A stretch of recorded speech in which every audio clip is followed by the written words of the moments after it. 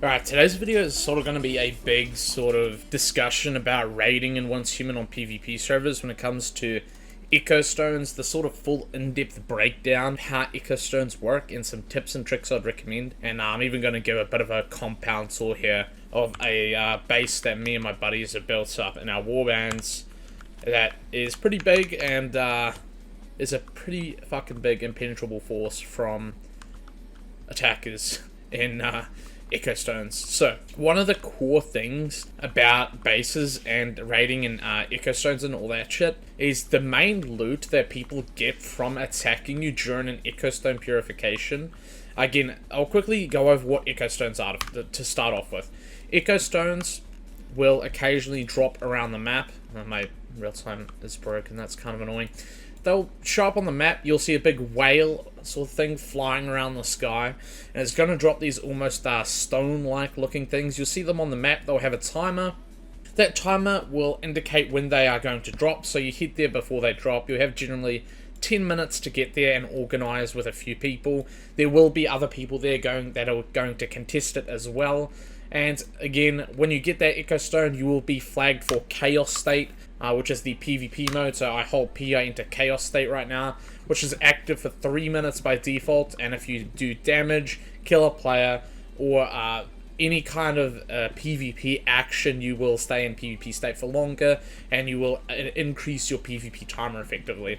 So if you raid someone, you will most likely enter something called Berserk state, I think it was, where you'll be in PvP state for upwards of half an hour, even longer, depending on how much people you kill and how many bases or base you destroy and how much you loot, etc. So that is the sort of core fundamentals. And then again, much like a PvE Cortex, if you've done those before for Starcrom, you will put them in your resonator. So I'll show my resonator here. You'll put a Cortex in your resonator right here, and you will purify it and get Starcrom in return. And again, you can only do 40 stones a week. You get around 2 Echo Stones per drop, so it's quite a lot of grinding. But the reason why you want to do Echo Stones over the PvE Eclipse Cortexes is Echo Stones yield more Starcrom. I believe one Echo Stone is 180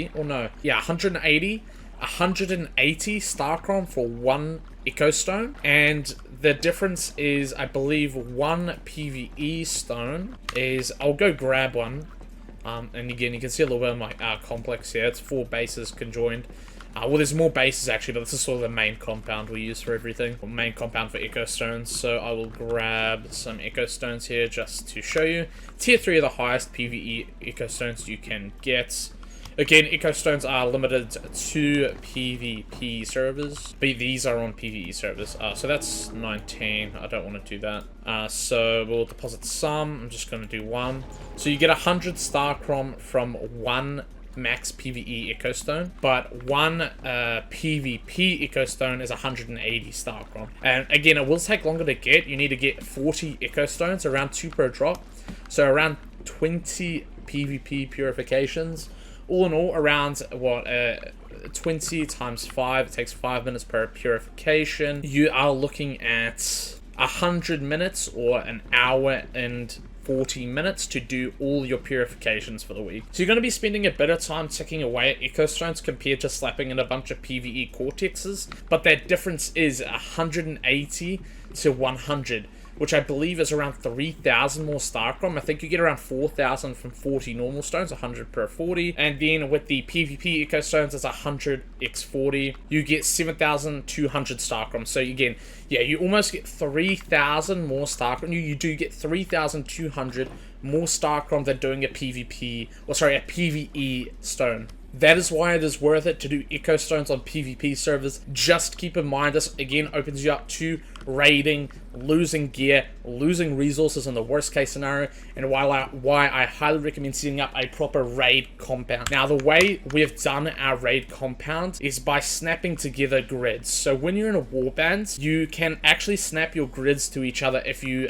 press Z. So the way we kind of had to do it is, it's a little bit gimmicky. They got rid of the old hive building system, which was really nice, but you can still kind of get around it. So the first person is going to want to max raise their foundations at the perimeter. Following that, you will need to give build permissions to your warband allies.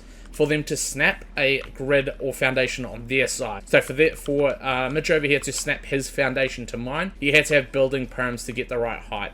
We repeat that process, and I think we're currently at a 3x3, or actually at a 3x3 plus 1. We still got a bit more space to even increase our compound radius. The bigger the better, the harder it's going to be to raid. Just keep in mind, eco stones are hive based, so anyone that's in your hive will get the rewards, and it will count towards their weekly purification cap. So what you can do is, depending on who's online at the time, just swap in and out of your hive. Hives don't yield any benefits, so it's simply just a way to ensure that the people you want to actually participate get the rewards in your group. So depending on when you're doing eco stones, trade in and out the players in your warband who you want to get Starcrom. So again, if there's 8 people online, that will be the 8 people that get Starcrom in return. Now, another important thing to note is that eco stones will flag your base, which opens you up to raiding. So how base flagging works is, as soon as I start that purification in my resonator, inside here, in this resonator, as soon as I start that, it will flag my base parameter. So anything inside this grid of mine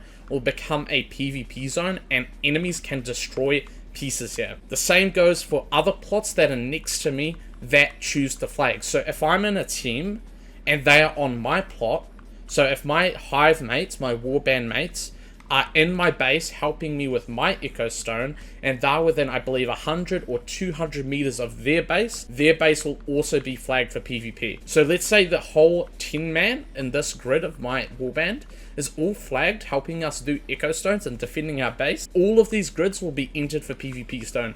But let's say this base over here, Midge, is not participating in the eco stones, he's not in my team, and he doesn't cross my borders, his base will stay in PvE state and cannot be destroyed. But if he decides to cross borders or join my team and help with the hive purification, he will flag his base. So if you're close to a nearby base, it will also flag it if they're participating. So that's important to note. So again, this whole compound becomes flagged if we're all doing it. If it's just me doing the eco stone, only my base will be flagged, and other people that walk inside the bounds will be flagged. So that is sort of the way raiding works. And raiding, you have basically 5 minutes if you're an attacker to raid a base. If you saw at the start of the video, or if you saw at the start of the video, you would have seen a raid that we did on a couple players.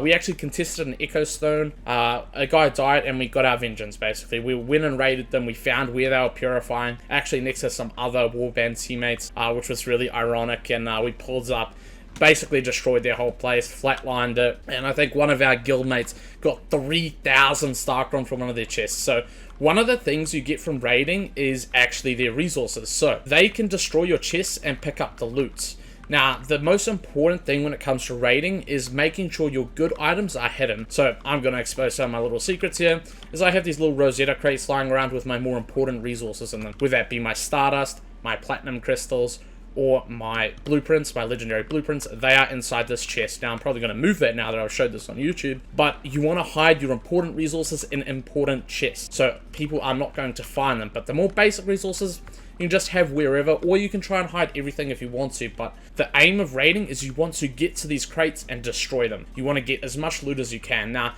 when it comes to destroying the base as a whole, you can, if you're the defender and your base is destroyed, once the purification is complete or lost and they've destroyed your resonator, you can go to your territory terminal, this guy here, press, I believe, G on it, and you can repair all if you have the materials on hand, and your base will be good as new. Again, that will cost you materials, and if you don't have them, you'll have to go and farm them. But you can instantly repair your base design if you want to, so you don't have to sit there for hours rebuilding it again, but it will cost you those materials to repair it, as I said. So again, the main thing when it comes to raiding, and the main thing you get from raiding, is looting chests. These are the main things you want to hide. If you've got important loots, again, hide that shit in smaller crates. Be sneaky about it. That's what raiders are going to be after in general. And again, if you die in chaos states, you will drop one piece of gear at random. You will not lose gear mods, you will not lose accessories, but you will lose that gear piece if it's calibrated. If it has a best in slot calibration blueprint on it, you will also lose that, but the enemy won't be able to repair it. The way I see gear drops in this game without being able to repair them is our trophies. Actually, some of these up here, so these two gold laws, this Scar, this AK, Not that egg is mine, but this deagle, these 2 goblins, and that scar are actually drops I got from other players, and I hang them up as trophies. So yeah, that's a way you can look at it if you want to. But again, the main way to effectively loot other players and raid other players is getting to their chest. Destroy them within that 5-minute timer. You have 5 minutes to act, and that is why this compound is pretty fortified. And I really recommend grid snapping and just playing in a massive compound. Also, this is our massive compound we built that I've been showing you guys throughout this video. It is pretty badass. We put a lot of effort into it. We sort of mirrored each other around the sides. We got massive turret beds, kind of exposing some of our strategies here, but it's fine.